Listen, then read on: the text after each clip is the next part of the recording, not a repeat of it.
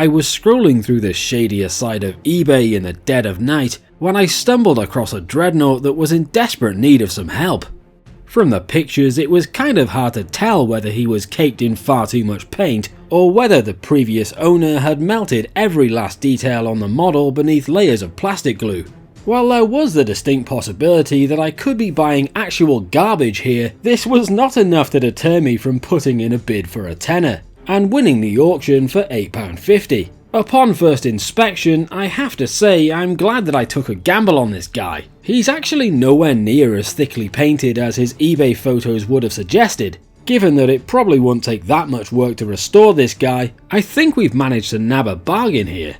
This Dreadnought was initially released in 2008 in the Assault on Blackreach box set. They all came with a melter and a Dreadnought close combat weapon as standard, which put them into a bit of an anti-tank niche.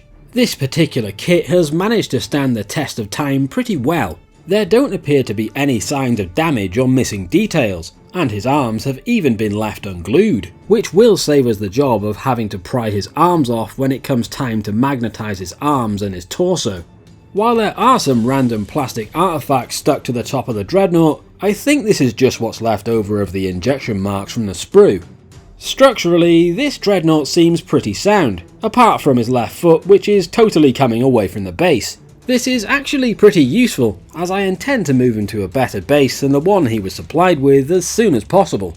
But first, I'm going to get this guy in a Dettol bath so I can finally see what I've paid for.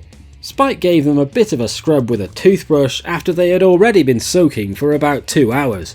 While this did take care of the top layer of red paint, we uncovered a thick layer of Chaos Black and then another slimy layer of Ultramarines Blue beneath that. It took a brand new bottle of Dettol to make a bath deep enough to fully submerge our Dreadnought, but the end result was definitely worth the extra effort. For an Assault on Blackreach Dreadnought that's been knocking around since 2008, this guy is in remarkable condition. All of the details on the sarcophagus have remained very crisp, and every single skull and purity seal is still intact. Despite being slightly discoloured from the Dettol bath, this guy is practically brand new. With these Dreadnoughts being long since out of production, the only place you can really get these guys anymore is on eBay, where a brand new Assault on Blackreach Dreadnought would normally set you back between £30 and £35. While I am relieved that this Dreadnought is in really good condition, I did have a bit of a contingency plan in place for him, just in case all his detail had been completely ruined by his previous owner. One of my original Assault on Blackreach Dreadnoughts that I bought back in 2010 was in such a bad state that I had no choice but to convert him to a venerable Dreadnought, as this was the only way I could cover up all of the damage I'd done to him by dedicating him to Chaos during a previous conversion.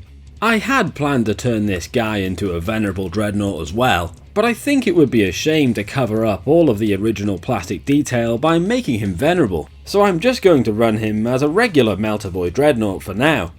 But before he can begin socialising with all the other Dreadnoughts, this guy still needs a proper base. The one he's on now has got a nasty case of Shrek's pubes. You would have imagined that they would simply have fallen off in the Dettol bath, but with this static grass absolutely stuck fast, I'm going to pull him off there and move him to a bit more of an urban setting. Removing this guy from his stock base was a bit more difficult than I had first expected. I didn't know I needed to snip away at a pin beneath his base before he would come free, so I kind of struggled with him for a while. But once I figured out he was actually pinned to the base and took care of the pin itself, he finally came off his base after only a brief struggle. Most of the other Dreadnoughts I've got are based using the Sector Imperialis bases. While these 60mm bases are convenient, they are also kind of expensive. At the time of making this video, I don't have any more of these going spare for our new Dreadnought, but I think it would be pretty straightforward to make our own urban bases in a future episode. So make sure to like and subscribe if that's the sort of content you would like to see in the near future.